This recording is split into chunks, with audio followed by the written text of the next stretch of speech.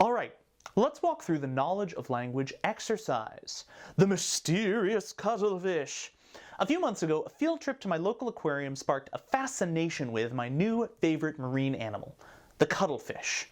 Now, let's take a look at this. The first question we always want to ask is, what's wrong with this? Like, what rule is being broken here? What's this about? So, I'm going to the aquarium, I've got a new favorite marine animal, I sound pretty fascinated with it. Honestly, that sounds pretty good. I can check my other answer choices, right? A compulsion to my new favorite marine animal. That's like you feel forced to my new favorite marine animal. That doesn't make any sense. An intrigue in. That's like a sneaky kind of conspiracy type situation. That doesn't really make any sense. A tendency towards. So you're tending toward my new favorite marine animal. Like you lean toward it? That doesn't make any sense. Answer choice A, no change. Nothing wrong with it. Let's keep reading. I entered the aquarium with the sole intention of spending my entire day at the far end of the aquarium, parked in front of the shark tanks. But while I was wandering back towards the big shark tanks at the far end of the aquarium, I paused for a moment by the cuttlefish. Again, we want to say, what is wrong with this? Well, one thing that really commonly goes wrong with these questions is redundancy. What is redundancy? It's when you say the same thing multiple times. It's like when you say something and then you say it again in a slightly different way. It's like when you say the same thing but you're saying it multiple times, but it's only in a slightly different way, but it's basically the same thing. Do you get the picture? Yeah, that's a redundancy. So here we say I entered the aquarium with the sole intention of spending my entire day at the far end of the aquarium in front of the shark tanks. So if you're going back toward the shark tanks at the far end of the aquarium and you say that twice, that's a redundancy. So let's look at our answer choices and see how to get rid of that. Perhaps there? We don't need to say shark tanks. We don't need to say it's the far side. We know those things. We've already said it. Great. They were strange creatures, like squat little squids with intricate markings, looking like something from a science fiction story. I resolved to learn as much as I could about them as soon as I got home and could educate myself about them. This sounds like a really similar issue, right? I resolved to learn about them when I got home and could learn about them. You don't need to say that twice, right? We don't need to say we're learning about them when I could learn about them. We already know we want to learn about them. Great, let's delete that. Question number 4. Like octopuses, they can change colors to camouflage themselves and to blend in with their surroundings. What does camouflage mean? It means kind of to blend in. What does blend in mean? Kind of means to camouflage. Notice we've got a lot of these redundancy questions. This is a really, really common issue on the ACT. Redundancy, saying the same thing twice. So, you know, cut it out. Get rid of one of those things. We don't want to say blend in and camouflage themselves. That doesn't change anything. It just changes the order. We're still saying the same thing twice. Blend in works perfectly, and utilize their ability to blend in. That's not redundant, because we're not saying blend in and camouflage, but it's not really necessary to say utilize their ability to blend in, right? We don't need to say that. Just blend in. Works perfectly. But besides just changing their skin's color, cuttlefish can also change their skin's shape. Fascinating. That's pretty crazy. So the question we ask is, what's wrong with this? What rule is being broken here? So besides just changing their skin's color, cuttlefish can also change their skin's shape. Those two things sound pretty similar. They sound like they're in kind of similar formats. Change the skin's color, change the skin's shape. I don't hate that. We might want to check the answer choices to see if there's anything better. But besides just changing their skin with respect to its color, cuttlefish can also change their skin's shape. Would you ever say that? I didn't think so. I certainly wouldn't. But besides just having the ability to alter the color of their skin, that's just a wordier, more annoying way of saying changing their skin's color. What about changing their skin color like octopuses do? Can we go back and read that first sentence? Like octopuses, they can change colors to blend in with their surroundings. We've already said like octopuses. Please don't say the same thing twice. Great, no change. Answer choice A, nothing wrong with it. Special muscles can puff up little spikes in their skin and make their backs look like rocks or plants so they can hide themselves in the ocean floor. Again, what's wrong with this? What rule is being broken here? So, special muscles can puff up little spikes in their skin and make their backs look like rocks or plants so they can hide themselves in the ocean floor. What rule is being broken here? I don't know. Doesn't really sound bad to me. We've got a couple of other answer choices that might work better. Take on the physical appearance of.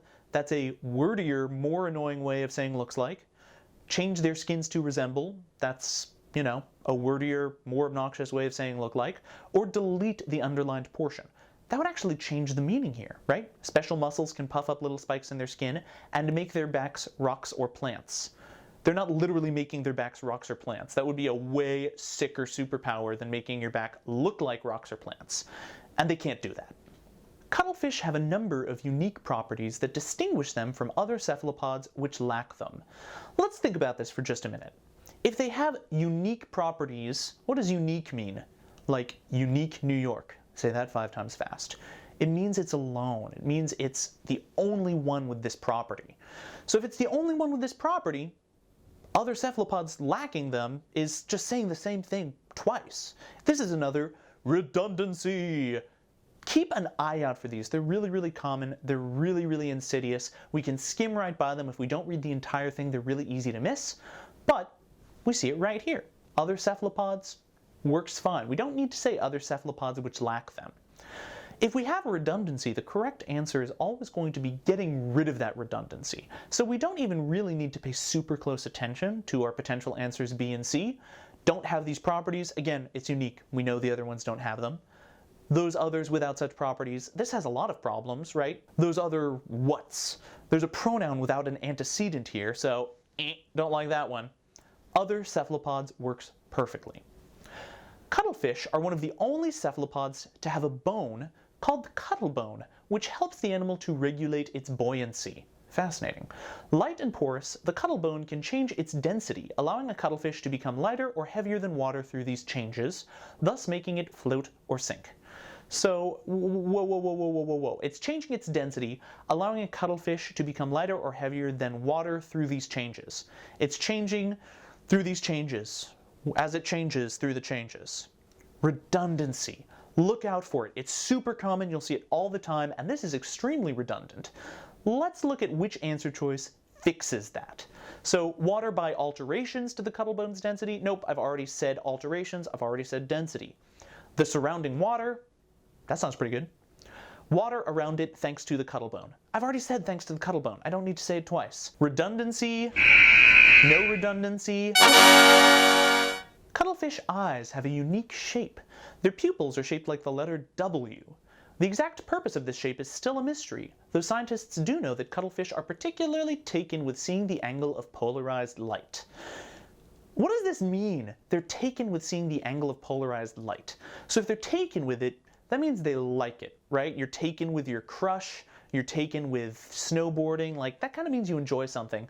Do we know that cuttlefish enjoy seeing the angle of polarized light? I don't know, have you ever talked to a cuttlefish? Me neither. So I think they're probably not trying to say that they enjoy it. How about trained in? Who's training the cuttlefish? Are there cuttlefish trainers? Is this some new, career that we should be thinking about? No, that's not a thing. Fond of. Fond of means the same thing as taken with. It doesn't make sense. Adept at means good at. That's exactly what we want to say. They're good at seeing the angle of polarized light. Perfect. Answer choice B. One would think that having extra sensitive eyesight can be helpful when trying to blend in with their surroundings. What about this one? Can be helpful when trying to blend in with their surroundings. Again, what's wrong with this? This is what we always want to ask. What rule is being broken here? Is there something wrong with be helpful? No. Provide an extra helpfulness, too wordy, aid them in scenarios involving, too wordy, be of a use whenever the cuttlefish find themselves trying to blend in with their surroundings. Why would you say that? Don't. Gross. They must be able to detect changes in the patterns around them so that they can accurately mimic them. Yet cuttlefish are also colorblind, so they cannot even see the wide array of colors on their own skin. Much of their camouflage occurs passively without having to control it due to the way their skin reflects light, so they do not need to be able to see their environment in order to mimic it. So what does passively mean? That means you're like not doing anything, you're just kind of letting it happen, right? I'm just passively floating. What does without having to control it mean? The exact same thing. So if you're saying the same thing twice, get rid of that redundancy, my favorite error. And why is it my favorite? Because it's so common and it's so easy to catch if you're on the lookout for it. Don't add more stuff, just get rid of the without having to control it thing and pick answer choice D. While cuttlefish were new and mysterious to me, people have been making use of them for practical reasons for a long time. So, people have been making use of them for practical reasons for a long time. Does that sound okay? I know we don't generally want to go on how things sound, we generally want to think about what rules are being broken, but one of the rules that we are tested on here in our knowledge of language types of questions is, are things too wordy? If you're saying something in a way that is much longer than it could be said, in a way that is maybe a little bit too wordy, a little bit too fancy, using big words when you don't really need them, that's an error. That's not what we want on the ACT. So people have been making use of them for practical reasons, not quite great. Let's look at our other answer choices. G, they have used them. There's something wrong with this. If you noticed that they is an ambiguous pronoun, you get a star. Great. It's not the right answer because it doesn't have a correct antecedent. It's ambiguous. What about H? They have found practical reasons to make use of them. This one's really ambiguous. We got a they, I don't know who they are. We got a them, I don't know who them are. Gross, hate it. Answer choice J, cuttlefish have had practical applications. Much better. This is like, you're kind of doing a Goldilocks and the Three Bears type thing around here, right? If you've got not enough information, that's no good, like the ambiguous pronouns they and them. If you've got too much information, that's no good either, like the people have been making use of them for practical reasons. No good. Cuttlefish have had practical applications. Like most cephalopods, cuttlefish can squirt ink when attempting to escape things. What things? Hopefully when you read that, you notice that that pronoun is not clear enough. That is not enough information. We need to say something a little bit more specific than that. So what things are they trying to escape? Dangerous things that might threaten them. That's true. They probably are trying to escape dangerous things that might threaten them. But dangerous and might threaten them, same thing. We don't want to have that redundancy. Predators or other cuttlefish, that's specific. We know it's either predators or other cuttlefish. That's really, really clear. Them. Who, what? I don't even know. That's terrible. So, predators or other cuttlefish, answer choice C. Cuttlefish ink has been used by humans for centuries as a writing ink, though today it's more commonly used as a food dye. Have you ever had, like, squid ink pasta? It's black, it's cool. In fact, our word for the color sepia, a particular shade of brown, comes from the Greek word for cuttlefish, named for the color of its ink.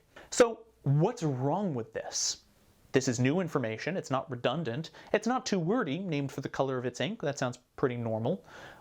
If we're really not sure and we want to check these other answer choices, we can look at G, H, and J, whose ink shares the same brown color as it has. That's redundant because we already know that it's brown. Answer choice H, having brown ink of that same brown color, that's redundant. Brown ink, brown color, brown hair, brown eyes, like what? No bueno. J, and that the cuttlefish has ink that is the color brown. That's just too wordy. I don't like it. Let's stick with no change. Our final question.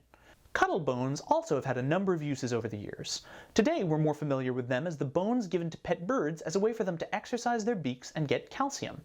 I own one myself, so it turns out I've had a piece of cuttlefish in its cage in my room without realizing it.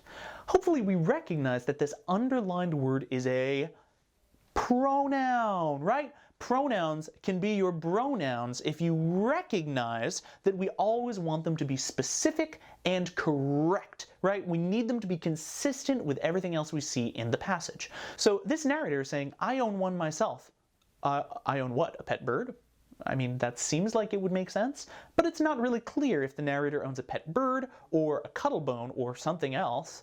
So let's look at our answer choices and see which one is most specific. One of them, that is not specific. It, that is not specific.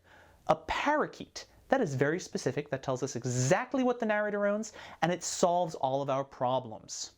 Great work!